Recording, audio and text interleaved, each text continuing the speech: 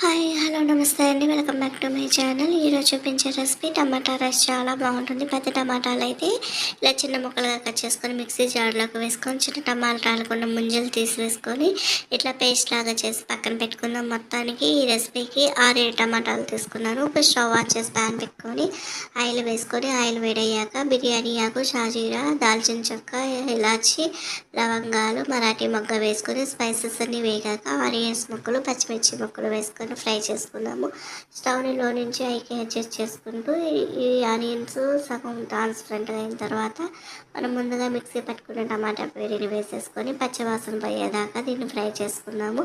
ఒక 5-10 నిమిషాలు దీన్ని ఇలా కంటిన్యూస్గా కలుపుకుంటూ పచ్చివాసన అంతా పోయేదాకా కలుపుకుందాము. ఇప్పుడు ఇందులోకి 1 టేబుల్ స్పూన్ కారం, 1 టేబుల్ స్పూన్ సాల్ట్, ఒక 1/2 టీ స్పూన్ పసుపు వేసుకొని వీటన్నిటిని బాగా మిక్స్ చేసుకుందాం. చూడండి, ఇదంతా కూడా ఇలా మిక్స్ చేసుకున్న తర్వాత ఇందులోకి ఇప్పుడు ఒక 1/2 టీ స్పూను అల్లం వెల్లుల్లి పేస్ట్ వేసుకొని పచ్చివాసన పోయేదాకా కూడా ఈ స్పైసెస్ అన్నిటిని బాగా కలుపుకుందాం. ఇలా కలుపుకున్న తర్వాత మనం ముందుగా నానబెట్టుకున్న రైస్ని వాటర్ పంపేసి ఈ రైస్ వేసేసుకొని మసాలా అంతా రైస్కి పట్టేలాగా బాగా మిక్స్ చేసుకుందాము.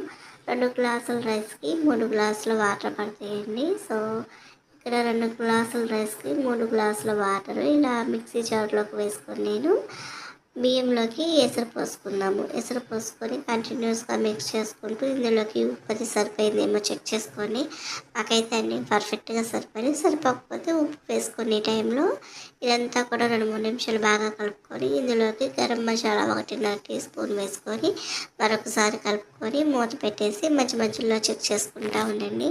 మా మామ్స్ ప్రిన్సెస్ ఛానల్ ఎవరైనా ఫస్ట్ టైం చూస్తున్నట్లయితే ప్లీజ్ లైక్ చేయండి, షేర్ చేయండి, సబ్స్క్రైబ్ చేసుకోండి. ఇలాంటి మంచి మంచి వీడియోస్ అన్నీ కూడా మీ దాకా తీసుకొస్తాను మనస్ఫూర్తిగా కోరుకుంటున్నాను. చూడండి, ఇప్పుడు మనకి రైస్ ఉడికి దగ్గరికి వచ్చింది కదా, ఈ టైంలో స్టవ్ని లో ఫ్లేమ్లోకి అడ్జస్ట్ చేసుకొని కొంచెం నీరు తీయాలి కదా. ఇప్పుడు ఒక గుప్పెడు కొత్తిమీరని ఇందులోకి వేసేసుకుందాము. కొత్తిమీర ఫ్లేవరు ఈ టమాటా రైస్లో చాలా బాగుంటుంది లాస్ట్లో వేయటం వల్ల. ఒక 2-3 టేబుల్ స్పూన్ల నెయ్యి వేసుకొని ఈ టమాటా రైస్ మొత్తం కలిపేసుకుందాము. ఎంతో టేస్టీగా ఉండే టమాటా రైస్ రెడీ అయిపోయింది. ఇది లంచ్ బాక్స్ రెసిపీగా కూడా ట్రై చేయొచ్చు.